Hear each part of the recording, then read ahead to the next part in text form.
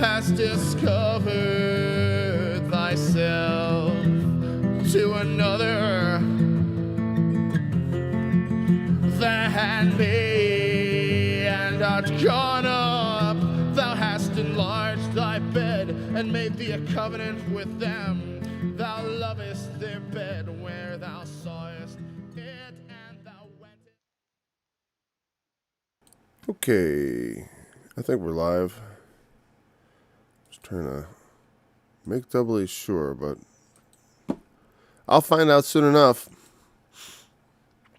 So, we're continuing in the book of Isaiah, chapter 57. We're picking up at verse 8. We kind of heard a little bit. I'm just kind of distracted here because it did not go as normal. But we're just going to continue. In case it did, it was just a little glitchy. Verse 1, we'll read from the beginning and just read the whole chapter. The righteous perisheth, and no man layeth it to heart. And merciful men are taken away, none considering that the righteous is taken away from the evil to come. He shall enter into peace.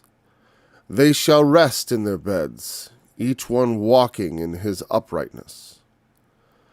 But draw near hither, ye sons of the sorceress, the seed of the adulterer and the whore. Against whom do ye sport yourselves? Against whom make ye a wide mouth and draw out the tongue? Are ye not children of transgression, a seed of falsehood, inflaming yourselves with idols under every green tree, slaying the children in the valleys under the cliffs of the rocks? Among the smooth stones of the stream is thy portion. They are thy lot. Even to them hast thou poured out a drink offering. Thou hast offered a meat offering. Should I receive comfort in these? Upon a lofty and high mountain hast thou set thy bed.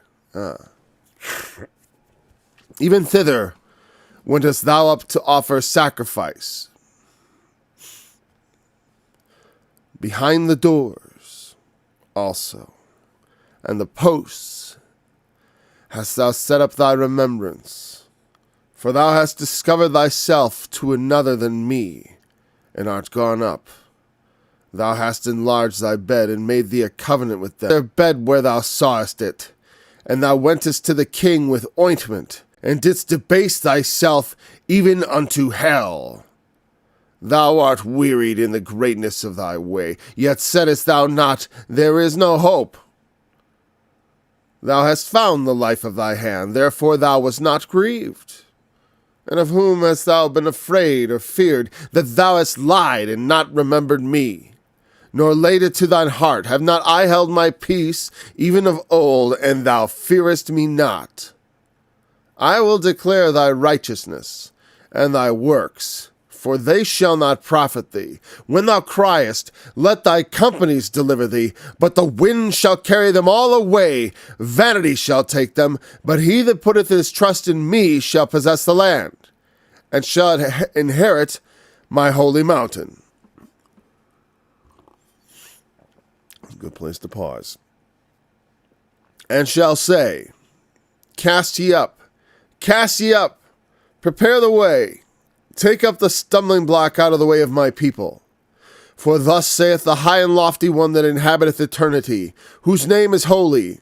I dwell in the high and holy place, with him also that is of a contrite and humble spirit, to revive the spirit of the humble, and to revive the heart of the contrite ones. For I will not contend forever, neither will I always be wroth, for the spirit should fail before me, and the souls which I have made. For the iniquity of his covetousness was I wroth, and smote him. I hid me, and was wroth, and he went on frowardly in the way of his heart. I have seen his ways, and will heal him. I will lead him also, and restore comforts to him and to his mourners.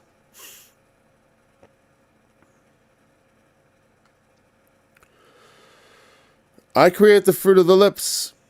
Peace, peace to him that is far off, and to him that is near, saith the Lord, and I will heal him. But the wicked are like the troubled sea, when it cannot rest, whose waters cast up mire and dirt. There is no peace, saith my God, to the wicked.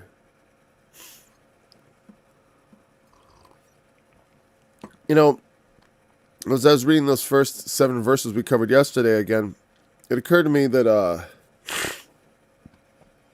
think part of the gist of it I was missing is when it talks about like the flow of it.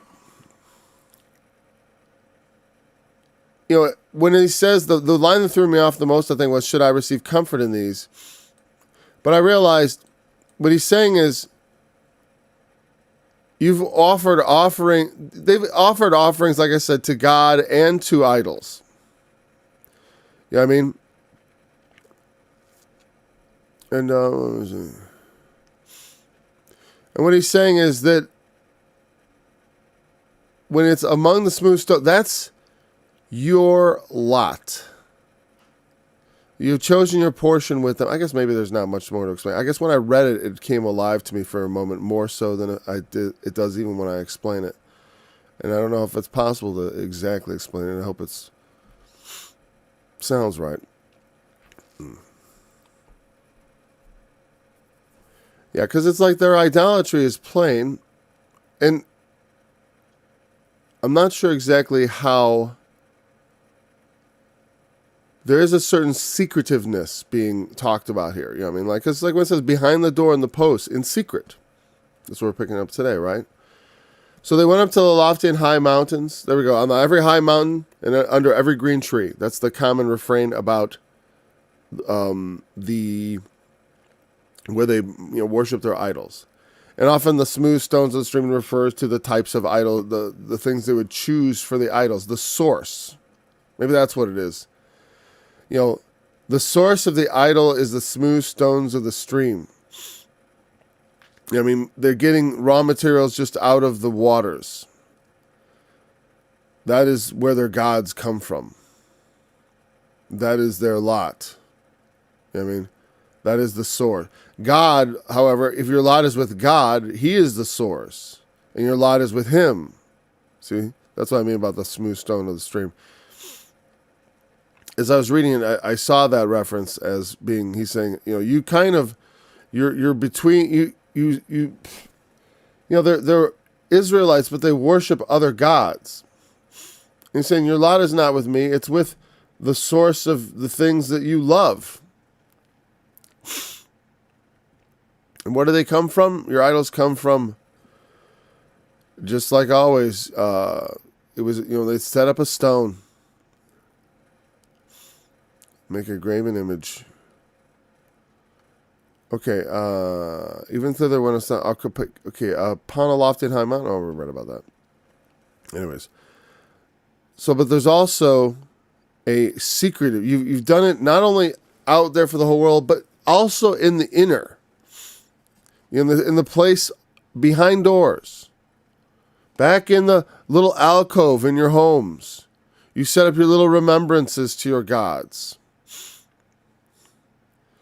When I think about it, it's like I got my little, the thing is, there's a lot of Christian folks for whom this is true. And so, hey, you worship Jesus, but also you got your little shrine to Superman in your garage, or whatever. I don't know. It seems ridiculous to me on some level. I mean, but there is a certain sort of devotion given to your favorite sports team. That doesn't seem much like a god, though. But it is bred in circuses, it's kind of, there's a certain pagan element to it.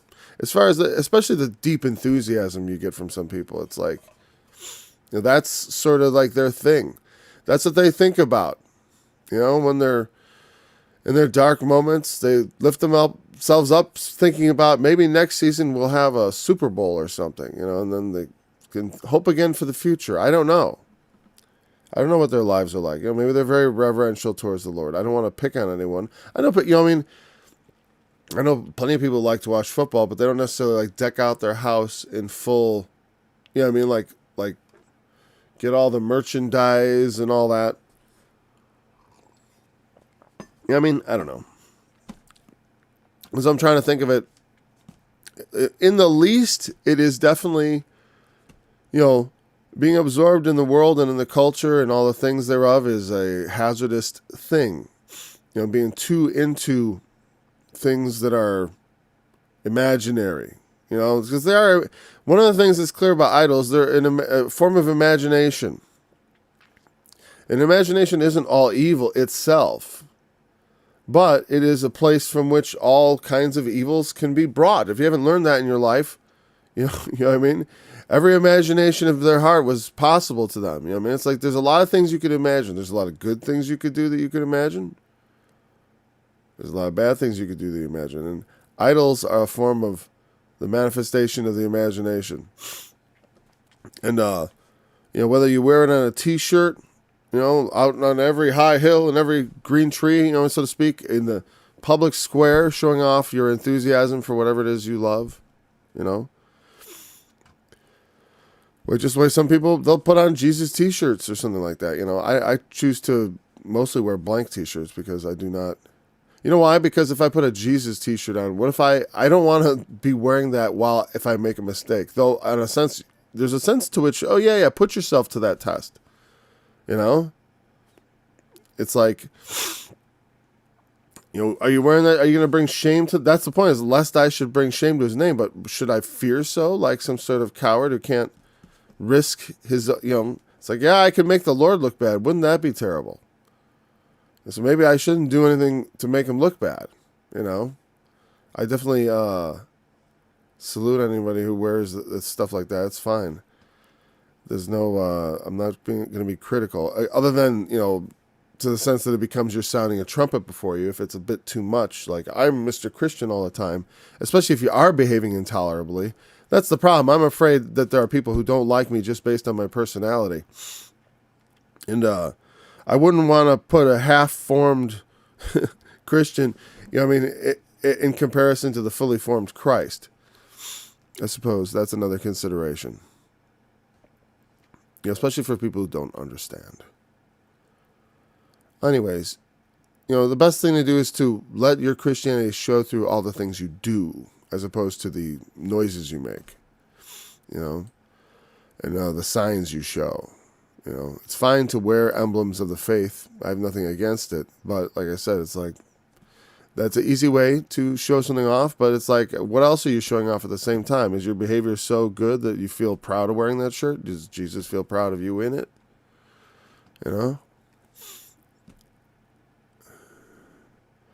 So anyways, behind the doors. And then, you've done this in secret too. And he compares this to, this is like adultery. Again, because this idolatry is adultery. And that helps you understand why Babylon in the book of Revelation is the mother of harlots. She fornicates, though. She's a fornicator.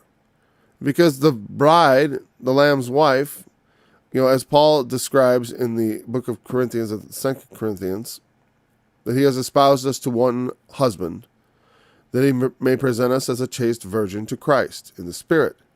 Because we are to be his bride in that symbolism. Sorry, my little sinuses are just dry and it's making me sound kind of nasally. I'm killing some of my letters.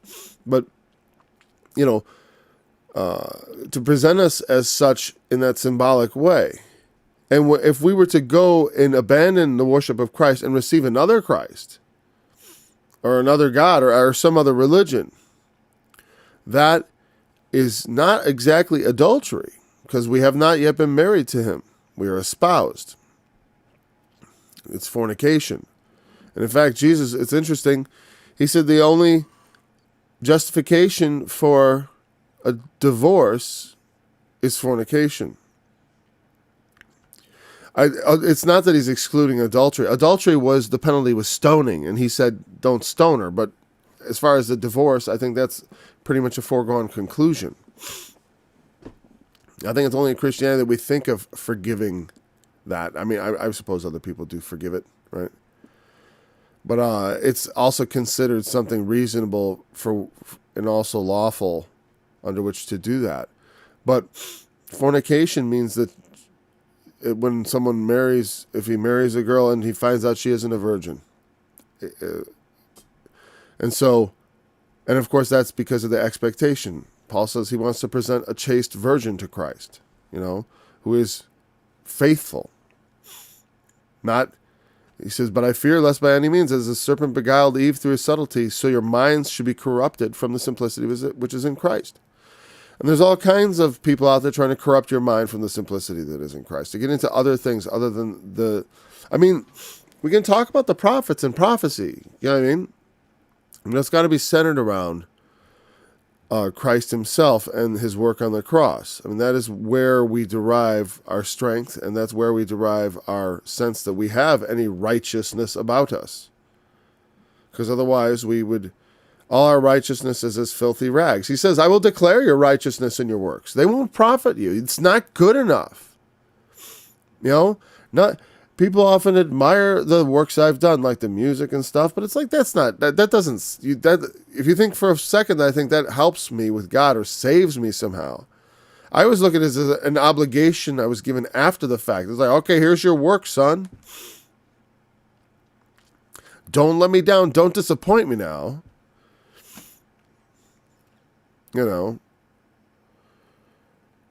I'm certain I won't come saying like, here you have what is yours, You gave me one and here you go. Here it goes back. I certainly won't stand there like that. But, I'm sure that there's a lot that goes on in between. So we have to be faithful to the Lord and to the work he gives us, whatever it is. He that is faithful in that which is least is also faithful in that which is most. If you're faithful with the small things, it doesn't mean you're automatically going to be able to handle big things, but at least, if someone can't handle something small, you can't give them something big. The negative is certainly true. But if you can handle something small, well then, the Lord is wise. He knows what you can handle next. He knows the appropriate step. I'm going to cap this now. It's going to get all cold. Okay. So,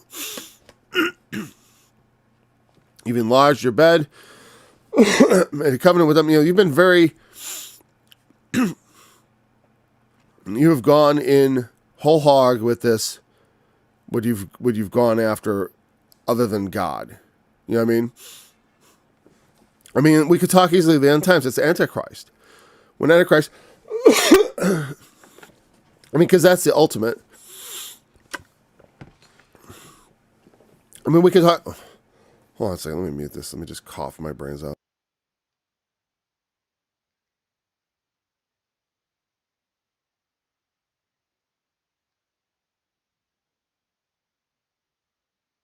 I should have probably changed the screen too, just so you wouldn't have to watch me cough my brain. Anyways, so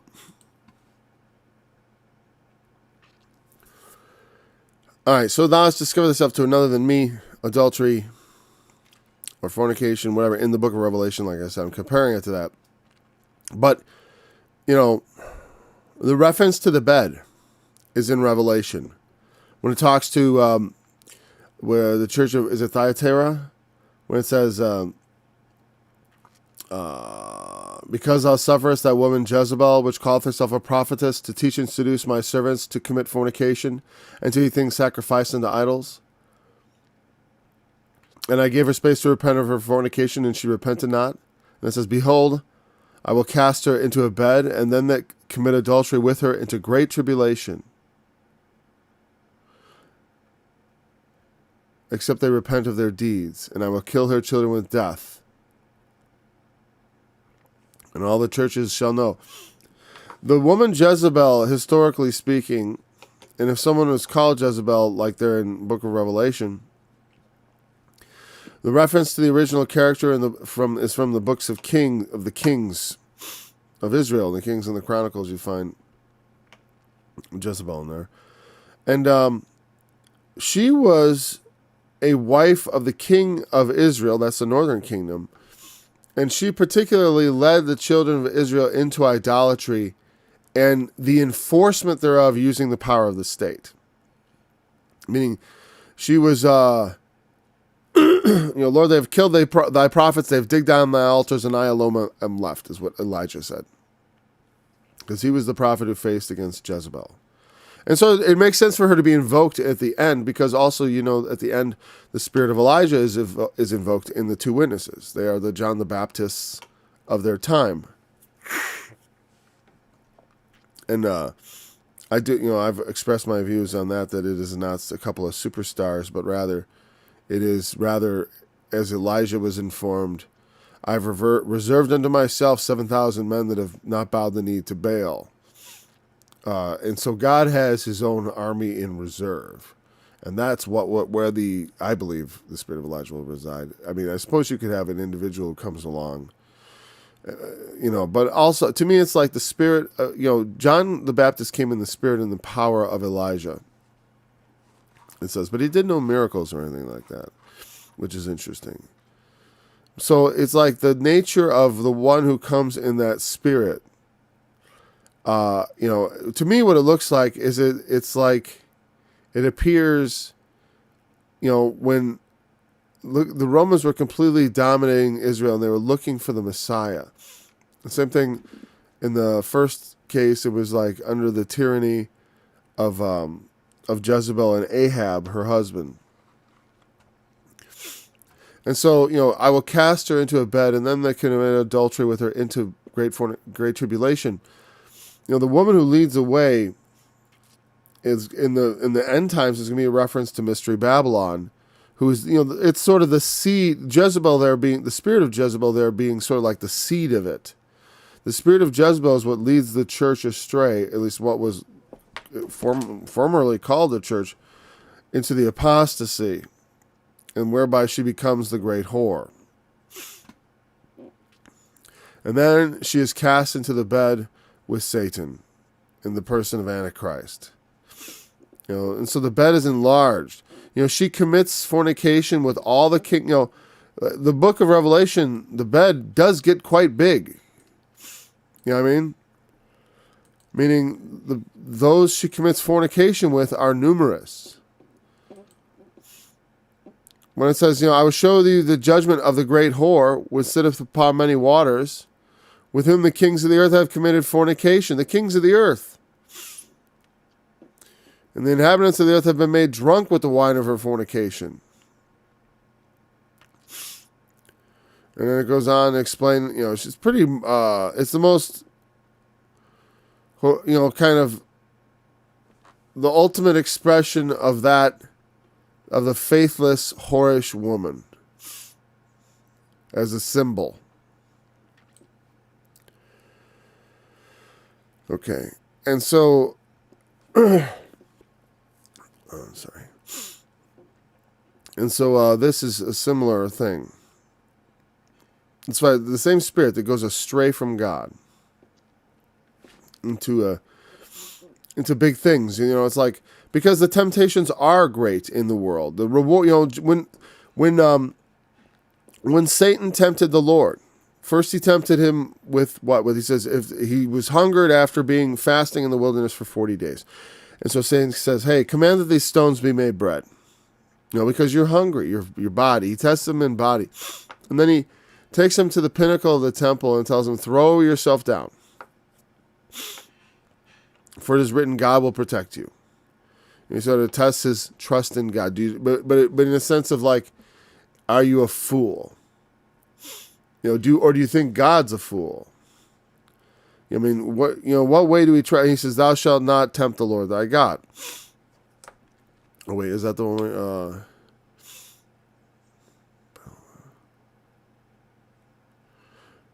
Yeah, well, and then finally he shows him all the kingdoms of the world, right? Yeah, what is thou shalt not tempt the Lord thy God? You don't tempt God, like, here, I'll throw myself off a building by doing something intentionally stupid. If you know what the result's going to be, it's like, if you walk on the sea when God tells you to walk on the sea. Otherwise, you understand how the sea works. I mean, we have faith in God, but we also have to trust in the things he has already demonstrated to us over and over again that are true. Thou wentest to the king with ointment and didst increase And the final thing was he showed him all the kingdoms of the world in a moment of time. That's why I wanted to talk about that at all. Because That's the temptation. I have a power to give it to you. I mean, how would you Christians like to be the top of the heap? How would you like to be the queen of the world? You're my bride. I've come for you. You're the ones I love. I mean, I'm just saying. And then, what you wouldn't have to have all the kings of the world honor you because they honor your God, Christ, Antichrist, you know what I mean? Because they also honor your husband, the Antichrist, the false Christ. I want to get into bed with all the kings of the earth. I want to get into bed with everybody. Everybody get into bed with me. Because they whore themselves out for that. And I know, it's like they long. The church, when I was part of it, as far as like the earthly structures and stuff, depending on where I was, this is not speaking of any particular location because it's a general thing. Some places really look for revival. They want to see, they really long to influence society and for society to bend to be the need of Christ. And, so do I. But, it's like, not as I will, O Lord, as thou wilt. What I know is that when Christ, the coming of Christ that's not how the history of the world is going to go. The story at the end is going to be, the gospel is going to be preached to the entire world, and it pretty much just about is. And then the end will come in, and it's going to be not good. It's going to be the Antichrist. I mean, I'll tell you, I suppose some of the natural disasters could be symbolic. Like a lot of the devastation, because I take a lot of it kind of literal, especially in the beginning part of the trumpets. I do think the Earth's going to be hit by some sort of asteroid or meteor. Not a world destroyer, or something that's like everyone's like, it's like, we all had part, we all took part in the pandemic. Every part of the world, it's like the world pandemic, virtually. The meteor will be a world event, or at least affect enough of the world that it will all feel like we're part of it. Yes. That's the kind of thing I expect. But I suppose those could be symbolic of other things. But the main thing is Antichrist, that's for sure. Paul, when he talked about the signs that Jesus would come, he didn't mention meteors. He didn't mention trumpets and stuff. I mean, he did talk about the trumpets, okay. Which does connect to meteors, potentially. But he did speak most emphatically about the Antichrist, the man of sin, the son of perdition, who opposes and exalts himself above all that is called God or that is worshipped, so that he as God sits in the temple of God, showing himself that he is God. 2 Thessalonians chapter 2. And that is the one who provokes that adultery, his presence, or that fornication, if you will. For Israel, they were married to the Lord. Israel was married to the Lord. Unlike the church is like a new thing espoused to Christ. But they had been married to God from the old covenant. There was an old marriage.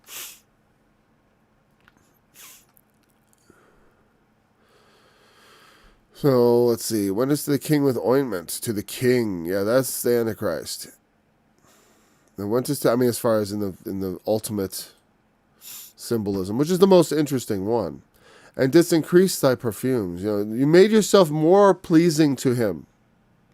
There's an image of adultery. It's very explicit. You sent your messengers afar off. Send my messengers to him wherever he is. And didst debase thyself unto hell. You do anything. Completely debased yourself. Even to hell. That's Sheol, the grave. Even down to the lowest of the low. That's what that means. When you debase yourself to hell. And it also implies that the things done are worthy of hell. That are worthy of death. That are worthy of the grave. They're low things. So you debase yourself to that's why hell is the lowest place and where the dead are. at least in the Old Testament. That's how it's explained. When he talks about, I remember as we were reading this part too, it really struck me as far as they shall rest and he shall enter into peace. They shall rest in their beds, each one walking in his uprightness. The sort of paradox of resting in bed, yet at the same time walking, because their uprightness makes them upright and to walk, because in God they are alive, even though there is rest in their beds, so to speak, because they are dead, and they have peace in that sense, and because the peace of the grave, there is that peace. But yet, they are not forgotten, because God remembers, and that is why He draws us forth in the resurrection, because He promised, and He remembers us, and He remembers His promise.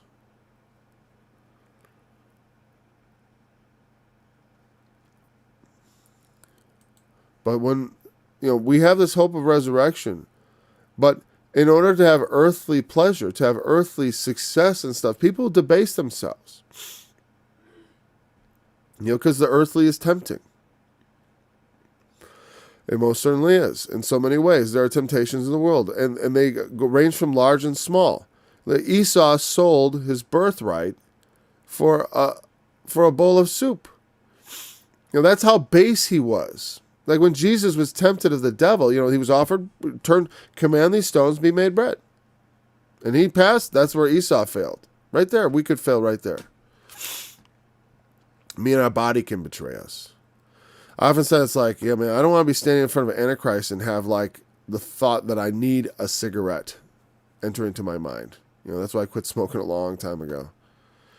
I want to quit I don't want nothing controlling me, man, except God Himself. I want to be completely living in obedience to God, because as long as other things have a hold on me, I'm weak.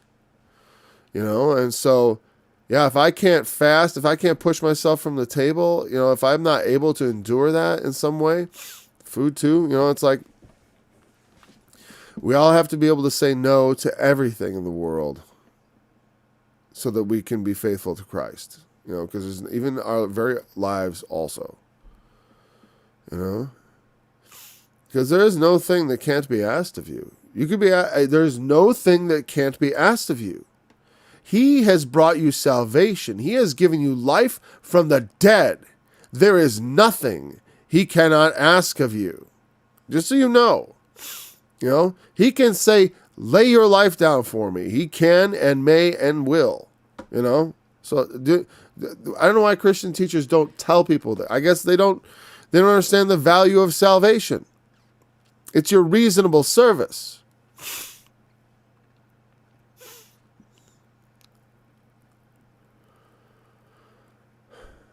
There is no hope. Oh yeah, they like this part.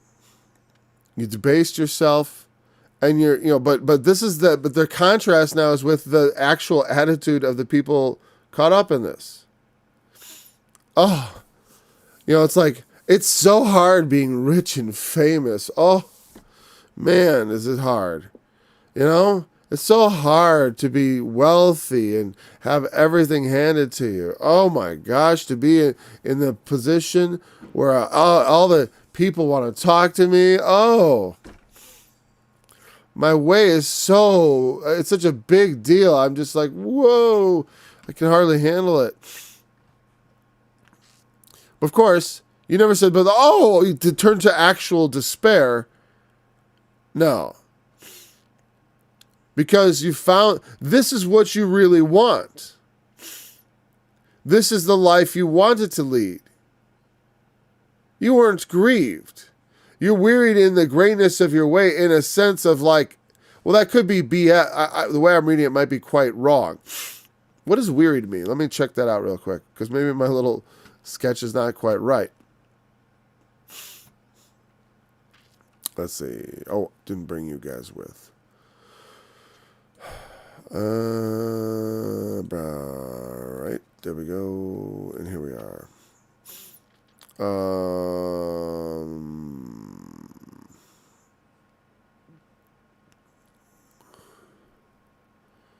Wearied. Yeah. To toil.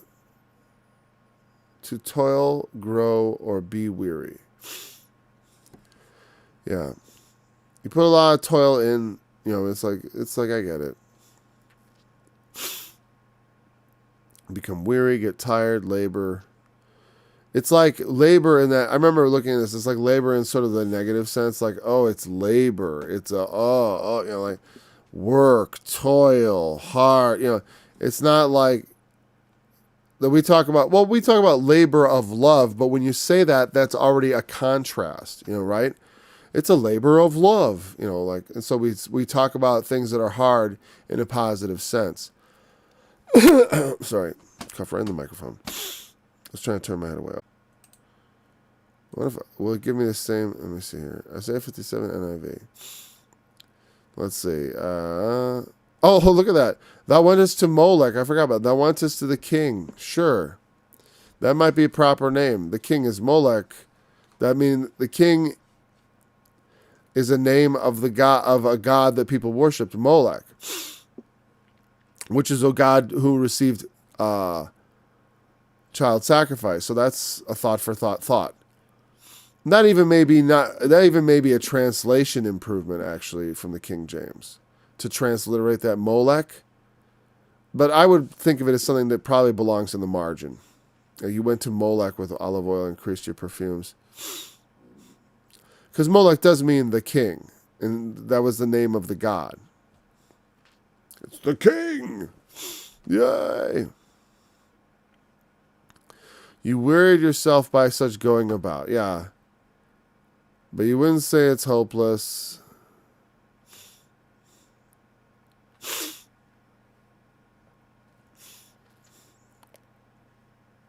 Okay.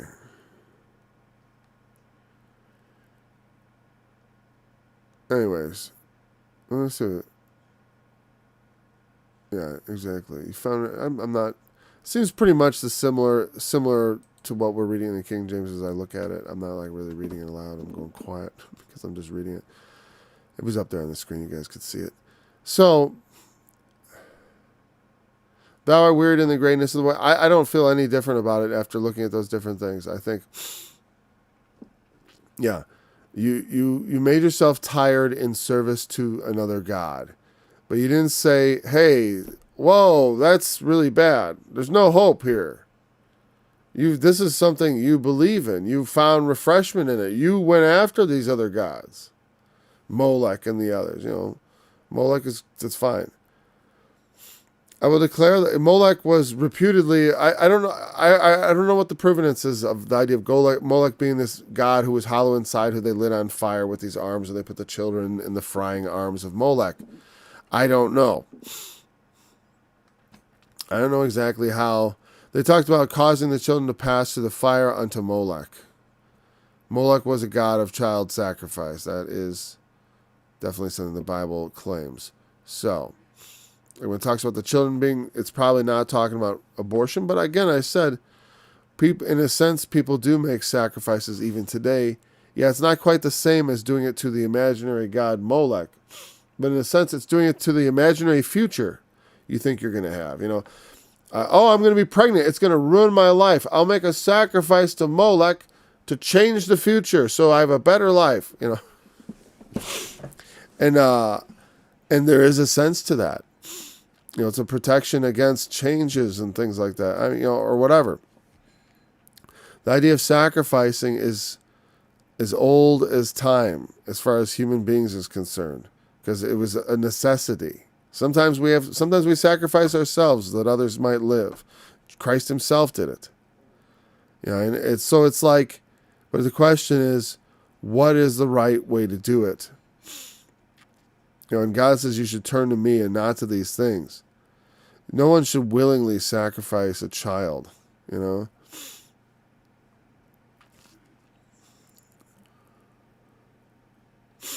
Yeah, so they said they did not see the hopelessness of their situation and were not grieved in it.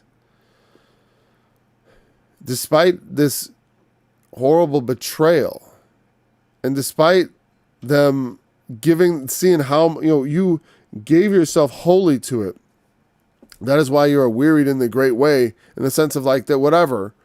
They gave themselves wholly to the thing which they were, let's say, lusting after in the spirit. And of whom hast thou been afraid or feared that thou hast lied and not remembered me, nor laid it to thy heart? Have not held my peace even of old, and thou fearest me not.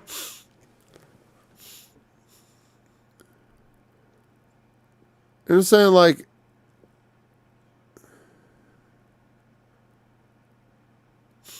a lot of times people lie out of fear, right? You lie because like, oh, wait, I don't want people to know. So you say, I still serve the Lord. I still serve Yahweh. Sure. I serve Moloch and I serve Yahweh. I serve my passions and I serve the Lord. You know? It's best to find a way to make your passions intersect with the Lord so that way you know you're serving the Lord at all times, you know? Like I like music and I like to write music and I always wanted to be a musician, and I make that my use of my talent for the Lord a priority. You know? Because God forbid I should just use it for my own self. I mean, even of the non-scripture song stuff I've been doing this year is because to me that's the Lord's work. It still is the Lord's work.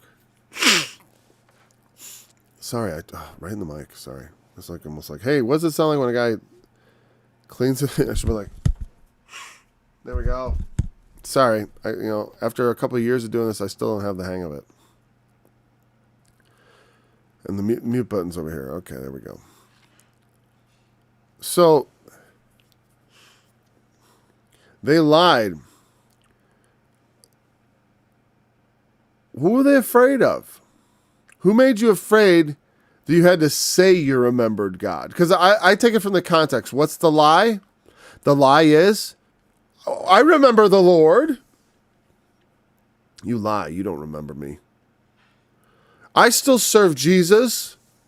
You don't even go to church. You know what I mean? You don't even go to church. Because some people, they love the Lord. They say they love the Lord. And they go to church and like you say, well, oftentimes I can't, in my life, I've mocked that as insufficient. Mocked, not exactly, but I've often criticized, let's say not mocked. I've criticized that as being insufficient. That's been my critique of church, is that it is insufficient for the believer. I think anyone who's listened to me, I think that's the exact word I've talked about going to church. That going to church on Sunday is insufficient. Unless you got one heck of a church and you're maybe there all day. I mean, I could see how it actually could be sufficient if it was taken up as a, like a really long, like a long. I used to, when I'd go to church on Sunday, I wanted to kind of stay there till the evening, and because I had to go far, I wanted to go there and then stay there till like 8. I could rarely find anyone who wanted to do that much church. So I found myself leaving early and feeling like, I guess there's not much to do here today. Everyone's got their own thing going, And, and I know they remember the Lord because they were there. So I don't want to critique them. There were a lot of people who didn't even go to church, right? And that's the point, is like some people don't even go to church. And then they don't make up for it, by being dedicated and zealous on their own. Because that's the point. I don't go to church because I don't have to. I mean, participate in that service. I don't oppose it. I don't, but I don't declare that I'm separate from the church. I'm always in the church. That's, I honor the church like that. I honor every church alike, meaning we're all one. Whether or not they know it, they're part of my church. I'm part of the true universal church of God, which has no earthly structure, but to which all Christians are members. We're all part of it. And that's the church I belong to. And there are no scheduled services ever. I mean, all the scheduled service is like when I go and do something, or when you go and do something, that's a service. When you serve the Lord. Okay, therefore thou wast not grieved. All right, do that. Yeah. You didn't remember me. You didn't lay it to your heart. Have not I held my peace, Even though it's certainly not me. You know, he's saying, why? You're saying, I remember the Lord, but it's not because you fear me. That's for sure. That's what that verse is saying. I've been quiet. I haven't said a word about it. I've held my peace. I'm not like yakking away here all the time. The prophets don't, we look at the Bible, we say it's a big book, right? There would go centuries without God saying anything. God is very quiet. He says what he's got to say. And then you can either listen to what he had to say or you cannot. You can take it seriously or you cannot take it seriously. You can lay it to your heart or not. You can remember it or you can forget all about it. They say, but why are you clinging to it? Why you still say you worship me? You're with another. You worship another. And you want to talk about righteousness? I will declare thy righteousness and thy works, for they shall not profit thee. When thou criest, let thy companies deliver thee. All the people you hang around with, because you all go together. I mean, your fellow fanboys, your fellow, the whole church goes, in the book of Revelation, whole churches are going astray. So it very well could be a church. Let your church deliver thee. Let your pastor tell you how to escape the wrath to come. But it's not going to be by your righteousness. Or have we not done many wonderful works in your name? In your name we have cast out devils. In your name we have prophesied. And Jesus says to them, I never knew you. Depart from me, you who work iniquity. We can't stand before him on the basis of our righteousness. Because that's what's going to happen. What will happen first is they've betrayed Christ. And they're not going to be able to say much about it. They've gone over to Antichrist. And then they'll be like, well, what about all the good things we did in your name before that? We prophesied. We did all this stuff in your name. In fact, even when we did it with Antichrist, we did it in your name. As he stood there taking all the credit. As we laid down with the kings of the earth to attain earthly power. To be able to be, now we can have our revenge. Just as Jezebel took her revenge on her enemies. So the whore, she's drunken with the blood of saints. The woman was drunken with the blood of saints and with the blood of the martyrs of Jesus.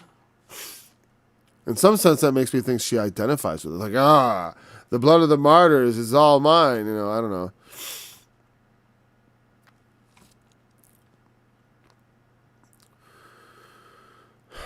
When you cry out for help, let the companies deliver thee, but the wind shall carry them all away. Vanity shall take them. They're of little account. The least breeze will blow them. They're like the chaff, like Jesus, like Isaiah described earlier,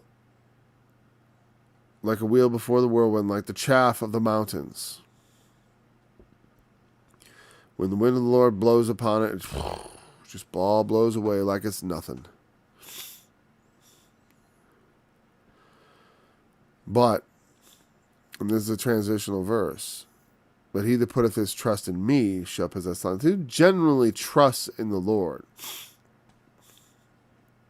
Not those who just say they remember God and say it's in their, I got Jesus in my heart. But they don't really fear him. He's been too quiet. They're not afraid of him. They do not fear God.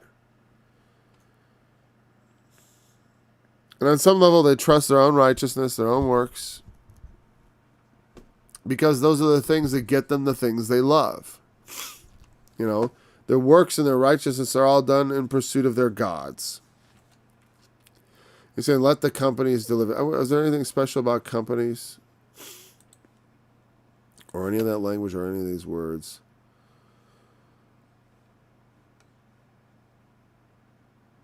Oh, interesting. They say your collection of idols. That's interesting. Let your gods deliver you. Okay. Well, didn't I say the kind of the things to which you were... I kind of got the same idea from it, right? It's interesting without knowing the companies. Well, because that's a thought for thought. Isaiah has in mind the idolatry, but he just said your collections, your companies. Assemblage, yeah, kibbutz in the Hebrew tongue.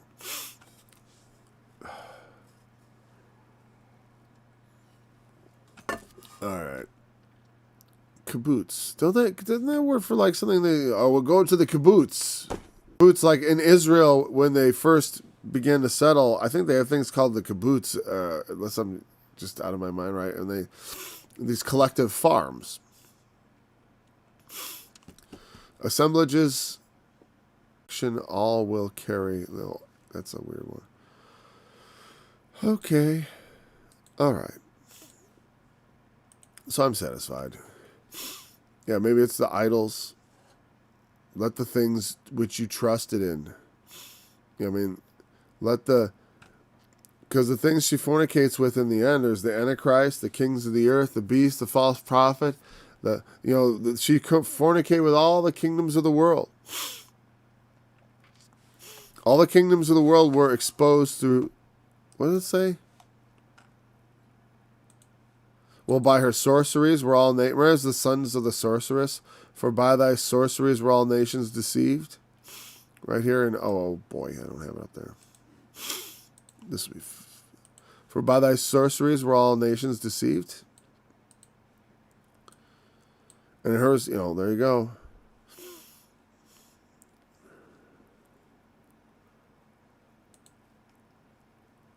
I'm sorry.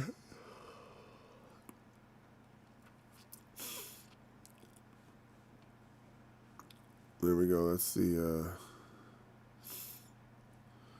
Come out of her, my people, that ye be not partakers of her sins, that receive not of her plagues. For her sins have reached into heaven, and God has remembered her iniquity.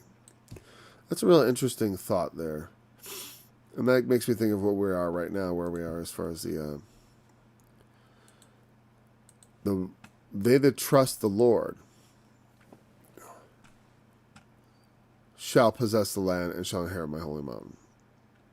Which is the metaphor for entering into God's kingdom, to be accepted of God and to inherit the land that God promised to Abraham, their father, And for us, the promise of Abraham is not so much about the land, but about the inheritance that we have in Christ, because it was the promise of Abraham that in his seed will all the nations of the earth be blessed, that we find Christ, who offered by the offering of himself, also offers to us eternal salvation through faith in him.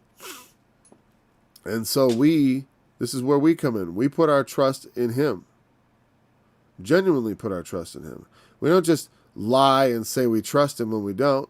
We don't just lie and say we remember him when we don't. And we're really more interested in serving other things, the things of the world, whatever we have idolized in our hearts, whatever's lurking in our secret chambers, whatever we cry out on the mountaintops, and whatever we, under the shade of the tree, spread out for the world to see. All the things we show, all the things we live. Our service to God is exemplified most importantly in ourselves to something else in his stead. Especially because there's always a moral contradiction. There's something that we're doing not only that is it's not just that we're on the wrong team. It's that actually being on the wrong team leads us to do evil. Being not on the right path leads us to sin. And the ones who inherit say, cast up, cast ye up.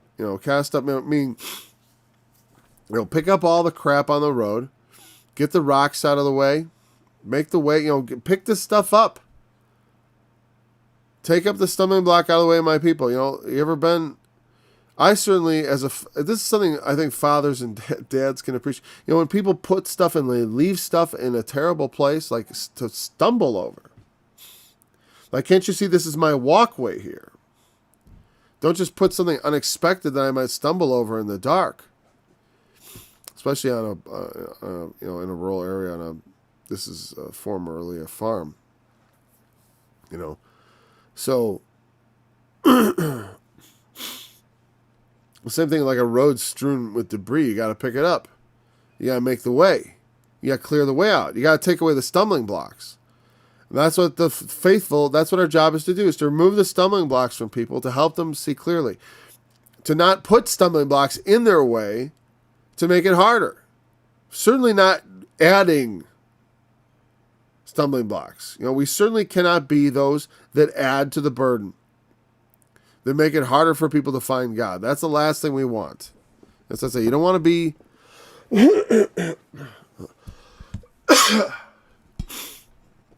you don't want to be the one by whom offenses come. Because Jesus said, we don't want to be that one. Because woe to them. I'm just going to itch on my calf here. Woe to those who cause, woe